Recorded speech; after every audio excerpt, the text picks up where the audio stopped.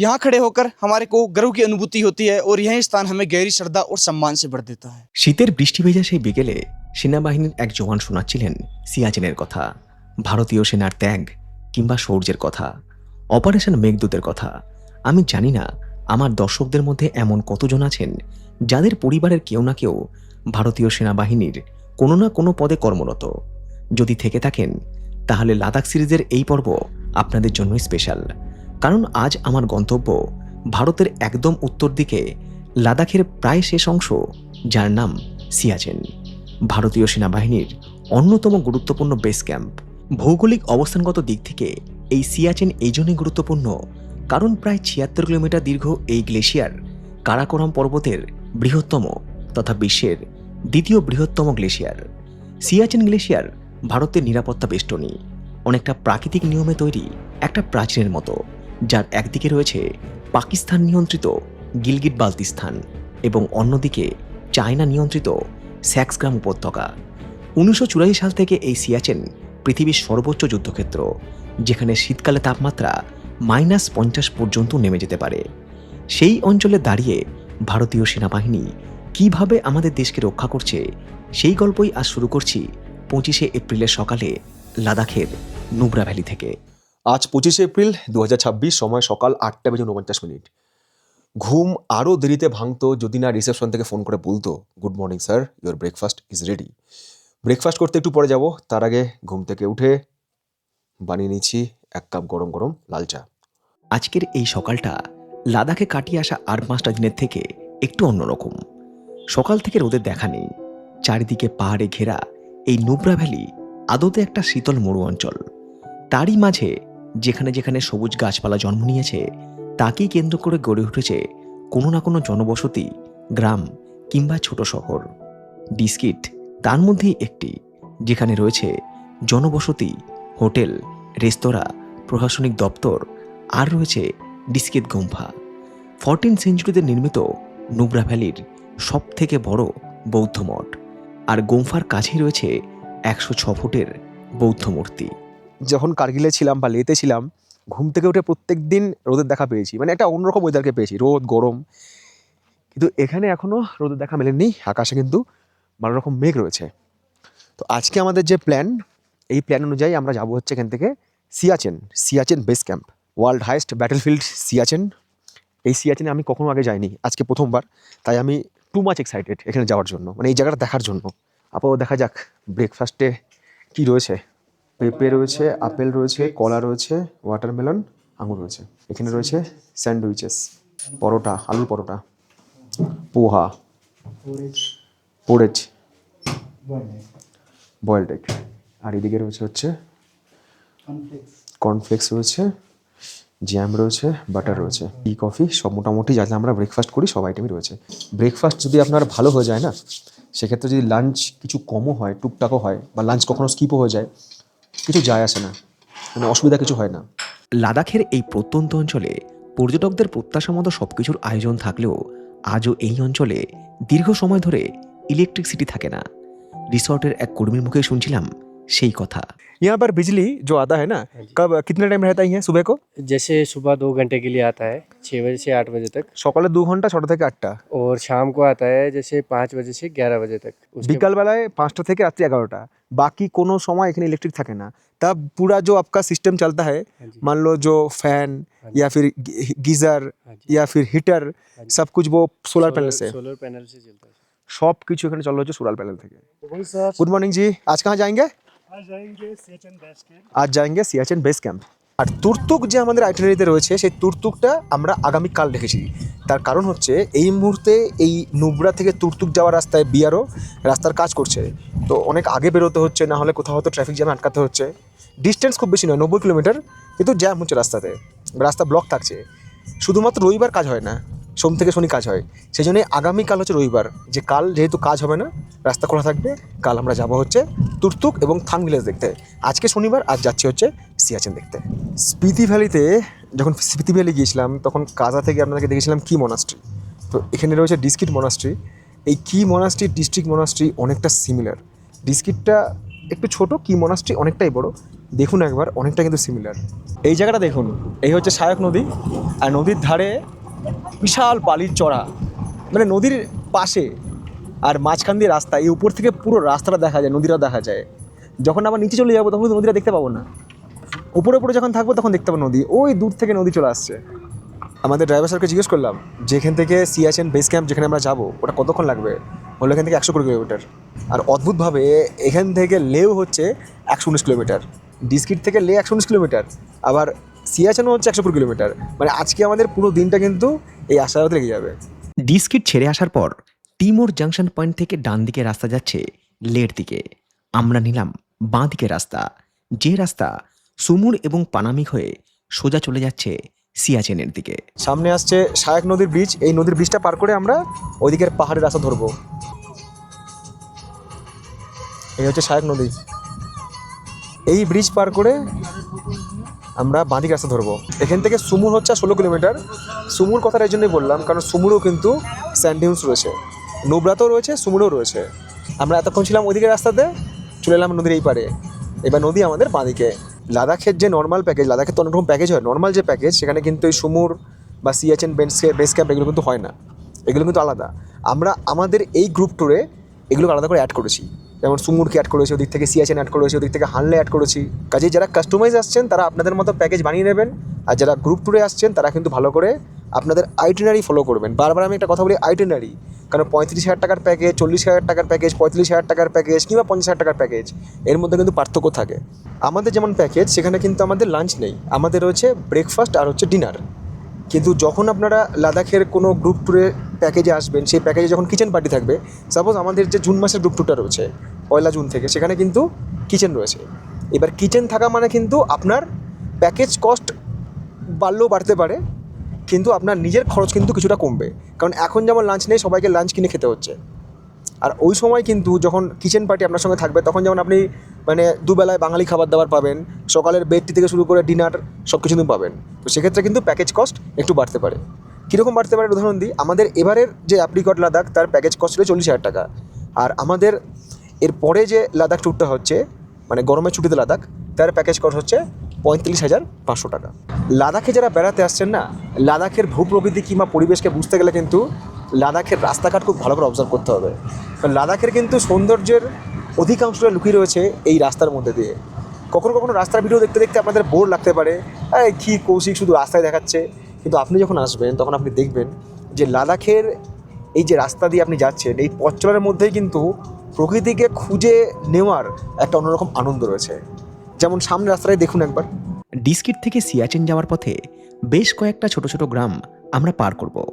তারই মধ্যে প্রথম গ্রাম লাকজুং, শোক নদীর ধারে খুব ছোট্ট একটা পাহাড়ি গ্রাম, ছোট ছোট 2-1টা হোমস্টে আর অল্প সংখ্যক কিছু বাড়ি নিয়ে এই গ্রাম।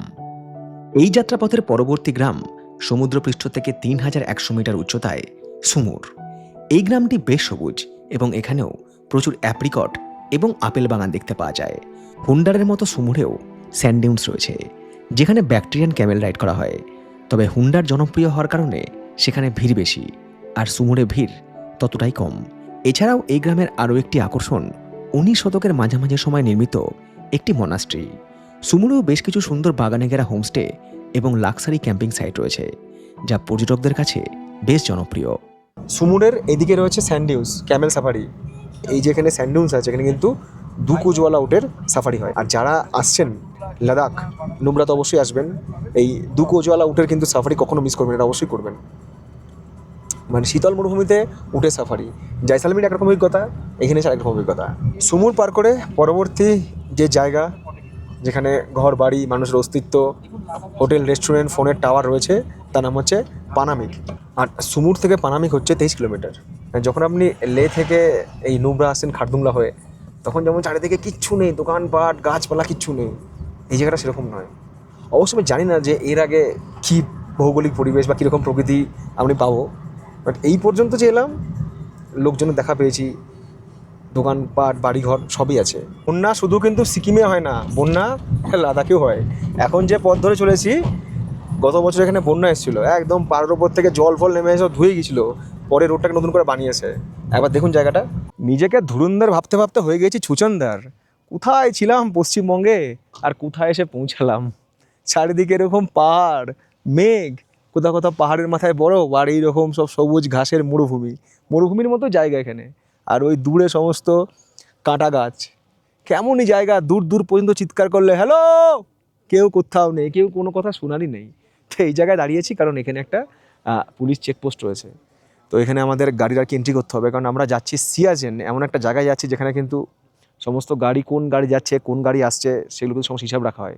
পুরো লাদাখটাই হচ্ছে এমন একটা জোনের মধ্যে পড়ে যেখানে এক জায়গা থেকে আরেক জায়গায় মুভমেন্ট করতে গেলে কিন্তু পারমিট লাগবে। পারমিট দেখানোর পর আবারও পথ চলা শুরু। এখান থেকে পানামিক হচ্ছে আর মাত্র 5 কিলোমিটার। সময় বদলানোর সঙ্গে সঙ্গে যেমনই পাল্টে গিয়েছে রাস্তার চরিত্র, তেমনই বদলে গিয়েছে পাশ দিয়ে বয়ে চলা নদীর নাম।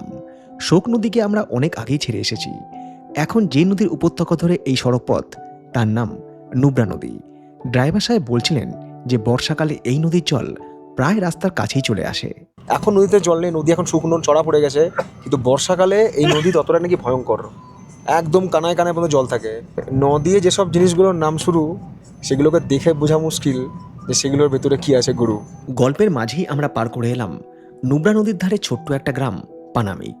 পানামিককে বলা হয় সিয়াচেন হিমবাহর প্রবেশদ্বার। পানামিকে রয়েছে সমুদ্রপৃষ্ঠ থেকে 10,000 ফুট উচ্চতায় হট স্প্রিং। ঠিক হলো ফেরার পথে ওটা আমরা কভার করব। এছাড়াও রয়েছে 250 বছরের পুরনো এনাম মনাস্ট্রি। পাহাড়ের উপরে ট্রেক করে পৌঁছানো যায়। যদিও এই সব কিছু ছেড়ে এখন সিয়াচেন পৌঁছানো অত্যন্ত জরুরি, কারণ আবহাওয়া খুব একটা ভালো ঠেকছে না। সকাল থেকে এখনো পর্যন্ত রোদের দেখা নেই। পরিবেশ কেমন যেন একটা ঘোলাটে। আর এই যাত্রাপথে ঘুমানো ছাড়া আর কি বা কাজ থাকতে পারে। কখনো কখনো এই জার্নি কিন্তু আপনার কাছে বোরিং লাগতে পারে, মনে হবে কখন গন্তব্যে পৌঁছাবো, একই সব কিছু দেখছি, সেই আকাশ, সেই পাহাড়, সেই মরুভূমি। এই বোরিং ফিল কাটানোর জন্য সঙ্গে কিন্তু টুকটাক খাবার দাবার রাখতে পারেন। মুড়ি ফুড়ি খালেন, মুড়ি চানাচুর একটু চললো জার্নির মাঝে, টুকটাক খাবার দাবার কিন্তু সঙ্গে রাখবেন। চলার পথে আবারও একটা চেকপোস্ট, এটা হচ্ছে আর্মির চেকপোস্ট, টিসিপি। এই চেকপোস্টে আমাদের আধার কার্ড দেখাতে হলো, যে কোনো একজনের আধার কার্ড, সেই সাথে যে গাড়ি যাচ্ছে, গাড়ির ড্রাইভারের লাইসেন্স, গাড়ির নাম্বার টাম্বার দিয়ে সমস্ত এখানে আর কি এন্ট্রি করাতে হলো। এখানে রয়েছে সেনা পুলিশ। আর একটা কথা বললো, যখন আপনারা ফিরবেন এখান থেকে তখন কিন্তু এখানে এন্ট্রি করিয়ে যাবেন। পরবর্তী যে গ্রাম আসবে এই যাত্রাপথে, তার নাম হচ্ছে ওয়ারসি। ওয়ারসি হচ্ছে এখানকার শেষ গ্রাম। তারপরে আর কিন্তু কোনো সিভিলিয়ান নেই, তারপর থেকে আর্মি টেরিটরি শুরু। এখান থেকে ওয়ারসি হচ্ছে 21 কিলোমিটার, আর সিয়াচেন বেস ক্যাম্প হচ্ছে আর মাত্র 39 কিলোমিটার। ওয়ারসি তখনও 20 কিলোমিটার দূরে। তার আগে একটা জায়গাতে দাঁড়াতে হলো।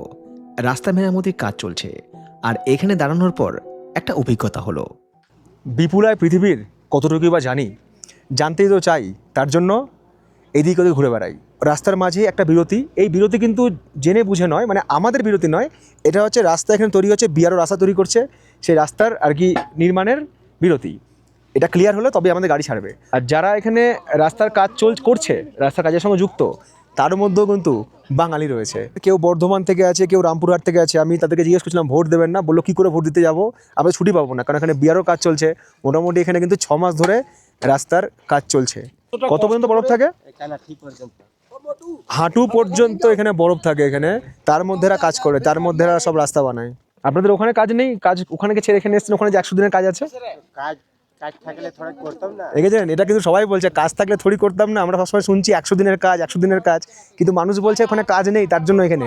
আবার এইসব সত্যি কথা যদি ভিডিওতে বলি, আবার আমার কিছু লোক আবার ফেসবুকে কমেন্ট সেকশনে লিখবে যে আপনি কি বিজেপির লোক, বিজেপির প্রচার করছেন। আমরা এমন একটা কালচারে আজকাল বড় হচ্ছি, আমরা একটা সমাজ ব্যবস্থায় বড় হচ্ছি, যেখানে আমি যাই কিছু বলবো, মানে কোনো একটা স্টেটমেন্ট, কোনো একটা মানে ঘটনা তুলে ধরলে, বাস্তব পরিস্থিতি তুলে ধরলে, অনেকেই বলবে আপনি ব্লগার ছেড়ে কবে রাজনৈতিক লিডার হয়ে গেলেন, আপনি অমুক পার্টির লোক, অমুক পার্টির লোক, মানে আপনাকে পার্টির তকমা দেওয়া হবে।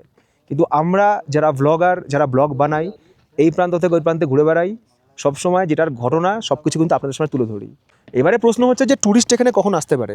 দেখুন, এখানকার যে রাস্তা সেটা কিন্তু 12 মাসই খোলা আর্মিদের জন্য, কারণ এটা কিন্তু আর্মিদের চলাচলের রাস্তা মেন। এবার যারা সিভিলিয়ান তারা মোটামুটি ধরুন 6 মাসের জন্য এখানে আসতে পারে। 6 মাসেই মোটামুটি এপ্রিল থেকে সিজন শুরু হয়ে যায়, এপ্রিল থেকে অক্টোবর বা maximum November, max to max November. তারপরে আবার রাস্তা বন্ধ হয়ে যায়, তখন রাস্তায় প্রচুর বরফ থাকে, আর্মিরা তখন যেতে পারে, সিভিলিয়ান কিন্তু অ্যালাউ নয়। নদী উপত্যকায় একটা খোলা জায়গা, ঝোড়ো হাওয়াতে চারিদিকে বালি উঠছে। তারই মধ্যে শ্রমজীবী পুরুষ এবং মহিলারা মধ্যাহ্নভোজন সম্পূর্ণ করছে।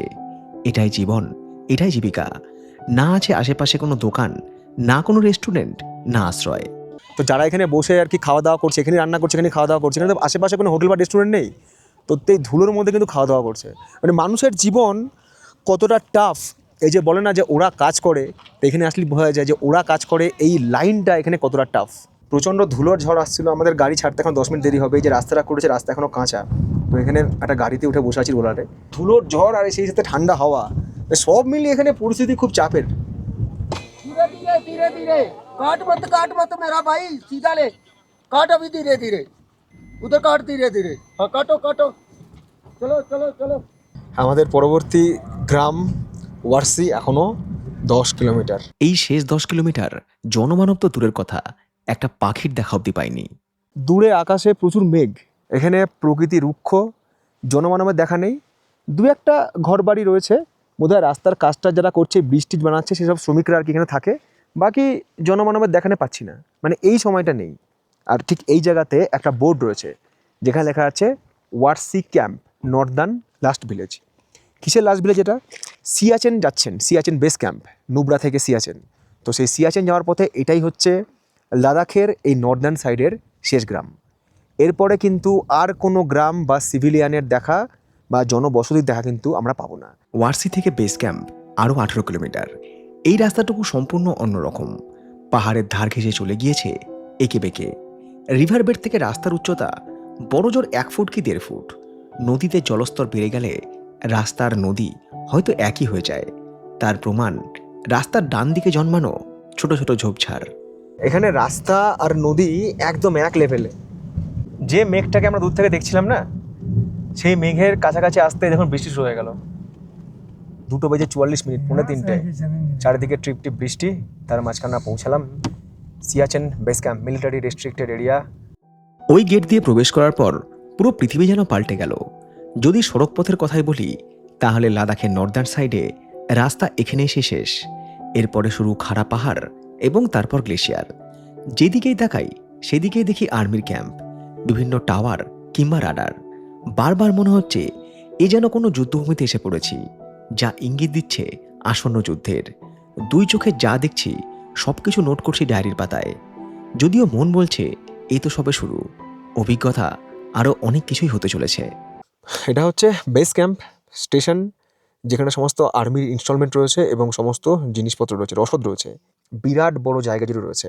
আর সবচাইতে বড় কথা কি, জায়গাটা কিন্তু পুরো পাহাড়ে ঘেরা। হট করে কেউ বুঝতে পারবে না যেখানে এত বড় আর্মির ইনস্টলেশন রয়েছে, সবটা পাহাড়ে ঘেরা। তবুও এখানে ট্যুরিস্ট অ্যালাউ করে, তবে পারমিট তো অবশ্যই লাগবে। সেই সাথে কিন্তু সব জায়গায় যে চেক পয়েন্ট রয়েছে, সেই চেক পয়েন্টে কিন্তু আপনাকে আপনার এন্ট্রি করাতে হবে। মানে এন্ট্রি পয়েন্ট রয়েছে এখানে, কারা আসছে, কজন আসছে, কোথার থেকে আসছে, কোন গাড়ি আসছে, নাম, ফোন নাম্বার, ডিটেলস সব কিছু। নুব্রা নদীর ব্রিজ পার করে ওই পারে রয়েছে সেনাবাহিনীর বেস ক্যাম্প আর সেই সঙ্গে ওয়ার মেমোরিয়াল। ড্রাইভার অবশ্য বলছিল আগে ব্রিজের এই পার পর্যন্ত ট্যুরিস্টদেরকে অ্যালাউ করতো, এখন অবশ্য ভেতর পর্যন্ত অ্যালাউ করছে।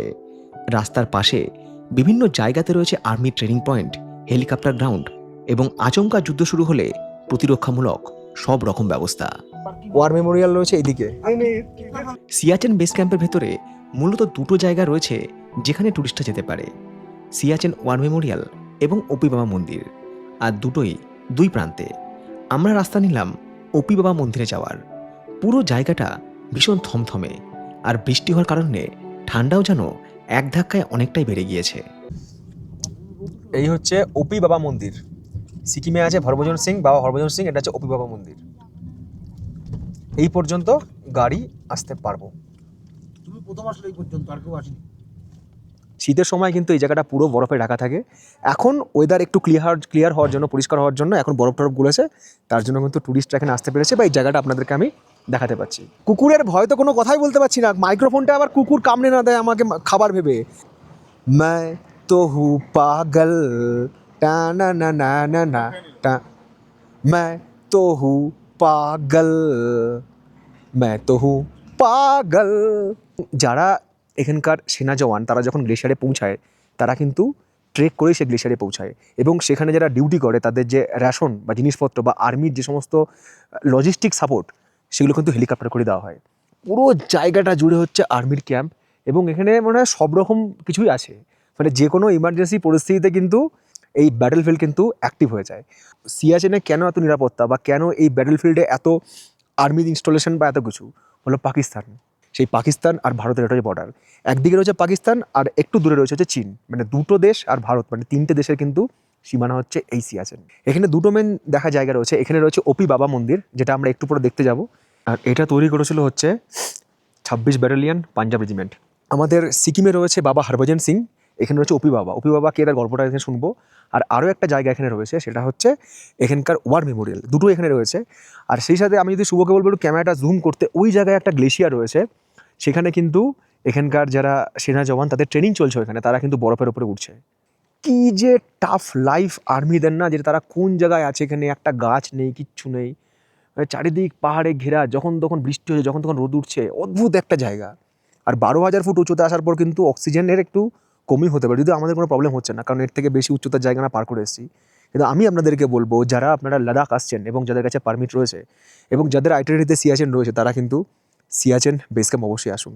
ইন্ডিয়ান আর্মি কী পরিস্থিতিতে দেশকে রক্ষা করছে, তারা আছে বলে আমরা আছি, এই যে কথাটা আমরা বলি, সেটা দেখার জন্য কিন্তু আপনাদেরকে সিয়াচেন বেস ক্যাম্পে আসতেই হবে। সিয়াচেন বেস ক্যাম্পে অবস্থিত এই ওপি বাবার মন্দিরটি ভারতীয় সেনাবাহিনীর কাছে অত্যন্ত পবিত্র এবং একটি বিশেষ আবেগের স্থান।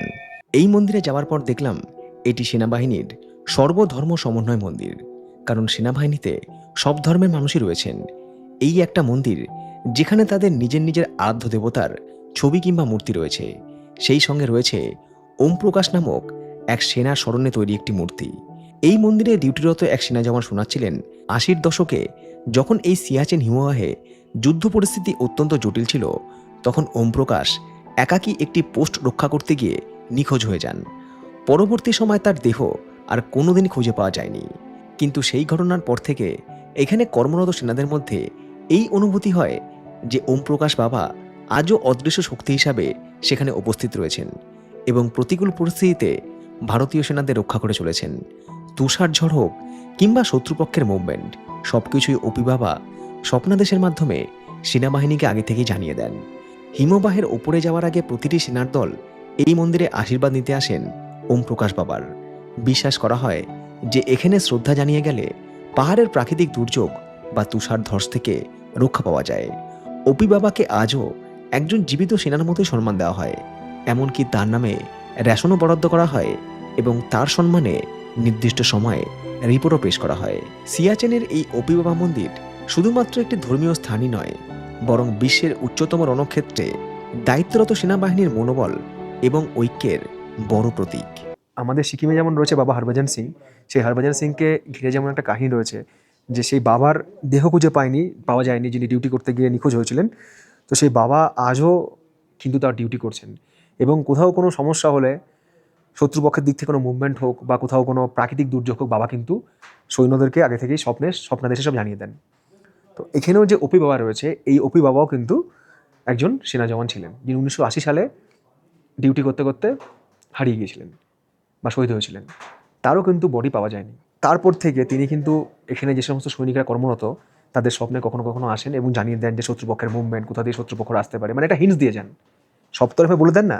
মানে এটা এখানকার সেনাবাহিনী সবাই বিশ্বাস করে এবং তাকে মানে, ভক্তি শ্রদ্ধা করে এবং ভগবানের আসনে বসিয়ে কিন্তু তাকে পুজো করে, যে মন্দির আপনারা দেখছেন। তো সেই বাবার ঘর থেকে শুরু করে সব কিছু কিন্তু এখানে রয়েছে। ওপি বাবার মন্দির থেকে আমরা ঘুরে এলাম, এখনও ওয়েদার ঠিক হয়নি, এখনও টিপটিপ করে বৃষ্টি পড়ছে। তো এখানে কিন্তু খাওয়া দাওয়া করার জন্য একটাই ক্যান্টিন রয়েছে। পুরো যাত্রাপথে কিন্তু আপনারা সেরকম কোনো হোটেল বা রেস্টুরেন্ট পাবেন না, একদম এই জায়গাতে এসে কিছু খাবার দাবার এখানে পেয়ে যাবেন। তাও আমাদের যারা গেস্ট, তারা বলছে খাবার দাবার শেষ হয়ে গেছে, মানে আজকে আমাদের এত গেস্ট এসছে, তারাই খাবার দাবারই শেষ করে দিয়েছে। আমরাই আজকে এখানে আমরা শুধু, অন্য কেউ নেই আজকে।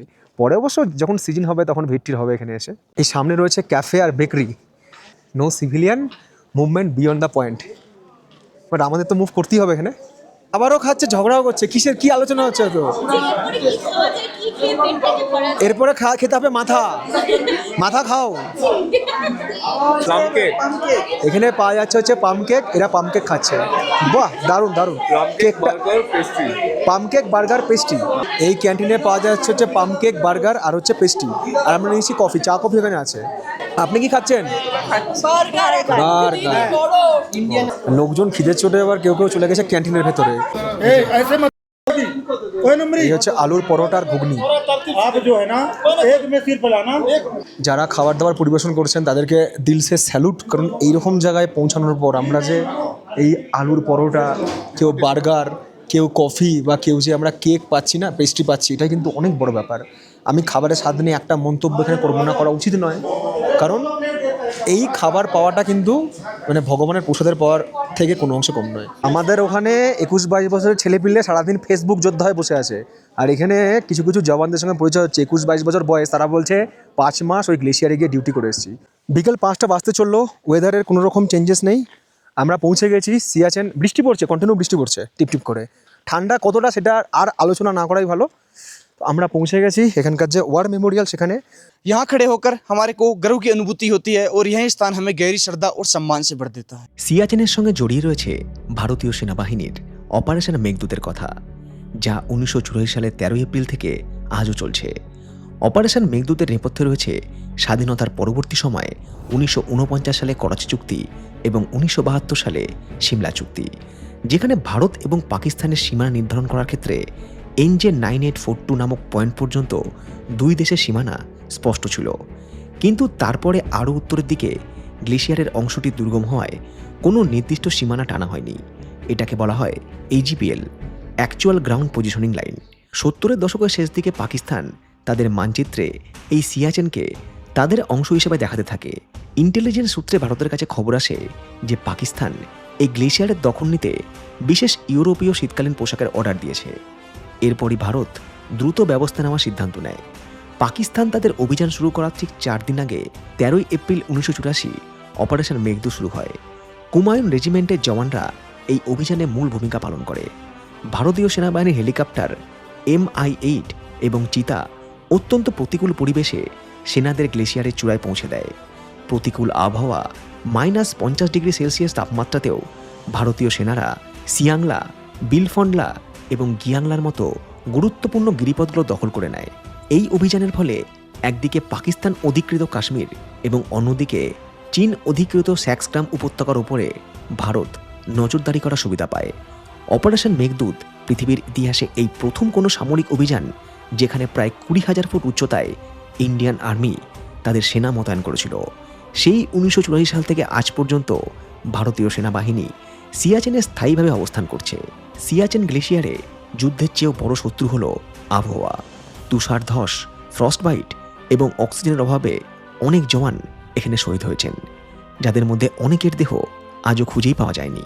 অপারেশন মেঘদূত কেবল একটি সামরিক জয় নয়, এটি ভারতীয় সেনাদের অদম্য ইচ্ছেশক্তি এবং চরম প্রতিকূল পরিস্থিতিতে টিকে থাকার এক উজ্জ্বল দৃষ্টান্ত। প্রত্যেক বছর 13 এপ্রিল ভারতীয় সেনাবাহিনী এই দিনটিকে সিয়াচেন দিবস হিসেবে পালন করে।